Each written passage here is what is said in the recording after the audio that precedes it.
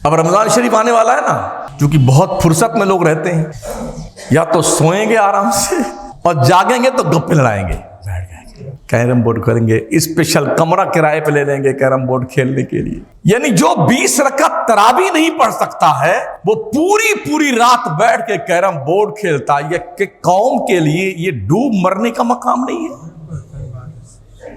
क्या कहते हैं, हमारा भी वक्त आएगा। हमारा जवान क्या कहता है, दुनिया कुछ भी कर ले हमारा भी वक्त आएगा। चोरी छोड़ेंगे नहीं, हमारा भी वक्त आएगा। धड़ल्ले से झूठ बोलेंगे, हमारा भी वक्त आएगा। दूसरों के हकूक को हड़प कर जाएंगे, हमारा भी वक्त आएगा। बेहयाइयां और अय्याशियां करने में रिकॉर्ड तोड़ेंगे, हमारा भी वक्त आएगा। शराब पिएंगे, हमारा भी वक्त आएगा। जुए सट्टे खेलेंगे, हमारा भी वक्त आएगा। एक को नमाज नहीं पढ़ेंगे, हमारा भी वक्त आएगा। रोजे नहीं रखेंगे, हमारा भी वक्त आएगा। मुझे नहीं लगता ऐसा कोई वक्त आने वाला है। ऐसा वक्त कोई आने वाला है, मुझे तो नहीं लगता यार। अगर आपने खुशफहमियों का कोई ऐसा ख्वाब देखा है तो मुझे जरा उसका वो दीदार करवा दीजिए। अभी गज़ा के एक बुलंद पाया शेख आलिम दीन, उनका नाम हसनात है, महमूदुल हसनात। दुनिया का सबसे छोटा खुतबा पढ़ा जुमा के रोज उन्होंने, चल रहा है उस पे ग्रुप में। कुछ समझ में नहीं आता कि मैं क्या बयान करूं। कौन है जो मेरी बात सुनेगा जब 30,000 शहीद, 70,000 जख्मी, 20 लाख मुहाजिर और भूखों ने इस 2 अरब उम्मत को ख्वाबे गफलत से बेदार ना किया तो हमारी तकरीर से कौन जागेगा? हमारी तकरीर से कौन जागेगा? ये जुमा का खुतबा था, इतना ही। रिकॉर्ड में ये लाया गया कि दुनिया के अंदर जब से खुतबा चालू हुआ है सबसे छोटा खुतबा ये था जो गज़ा के इमाम ने दिया रोते हुए। 70,000 मुहाजिर हैं, सॉरी 2 लाख, 20 लाख, 20 लाख मुहाजिर। मुहाजिर किसे कहते हैं? जिनको जो अपना घर बार दुकान मकान छोड़ करके किसी के रहमो करम पर अपने मुल्क से भगा दिया जाए, उनको मुहाजिर कहते हैं। कभी कभी हम भी कुछ वीडियो देखते हैं ना, एक गाड़ी पे पूरी फैमिली बैठी हुई है, किसी ने 7 दिन से खाना नहीं खाया है, किसी ने 8 दिन से खाना नहीं खाया है, और कोई जब वहाँ पहुँचता है रोटी बांटने वाला तो एक गाड़ी में कोई 15 बंदे हैं, 16 हैं, 10 हैं। एक रोटी हिस्से में आती है तो एक एक लुकमा तोड़ के बांट लेते हैं, वही उनकी कुल खुराक है, एक लुकमा। ओ सुबह से शाम तक खाने वालों, पूरी रात पकौड़े कचौड़े खा जाने वालों, अपने पेट को मुर्गों का मछलियों का कब्रिस्तान बना लेने वालों, क्या कभी आपको, आपने और हमने भी अपने आप को इस मंजिल पे खड़े करके देखा कि हम कहां खड़े हुए हैं? 20 लाख इंसान अपना घर बार छोड़ के भगा दिए गए हुए, प्रॉपर्टी छीन ली गई, बिल्डिंगें ढा दी गई उनकी, और आप कहते हैं हमारा भी वक्त आए। कौन है बैतुल मक़दिस? पता है? हज़रत सुलेमान पैगंबर ने जिस मस्जिद अक़सा को बनाया था, जिस क़िबले की तरफ हमारे मुस्तफ़ा करीम सल्लल्लाहु अलैहि वसल्लम ने तकरीबन 17 महीने तक मुंह करके नमाज पढ़ाई थी। जैसे आज काबा हमारा क़िबला है ना, ऐसे कोई दौर था जो हमारा क़िबला 17 महीने तक बैतुल मक़दिस था। सिर्फ उस क़िबले को आज़ाद कराने के लिए वहाँ के मुसलमान इतनी बड़ी कुर्बानी दे रहे हैं। भूखे हैं, प्यासे हैं, जख्मों से चूर हैं, वजूद के टुकड़े बिखर गए हैं, छोड़ के नहीं जाएंगे।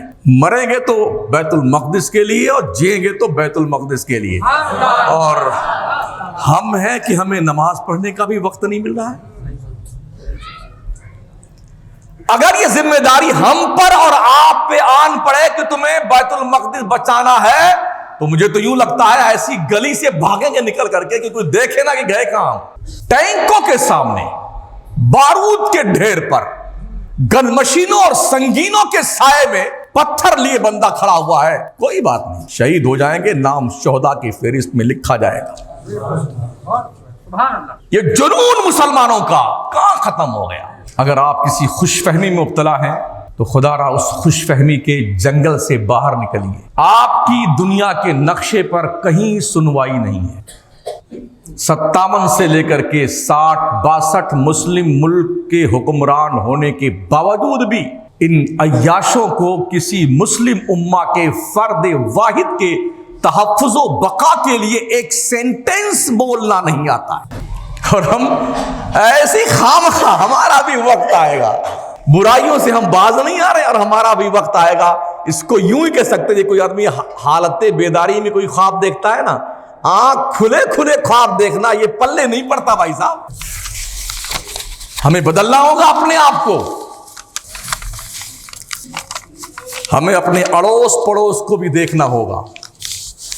अपनी रोटी मिल बांट के खाओ, क्या दिक्कत आती? क्या ये अच्छा लगता है कि एक भाई भूखे मर रहा हो और एक भाई रोज मुर्गा बकरा खाए? क्या दिल गवारा करता है ये?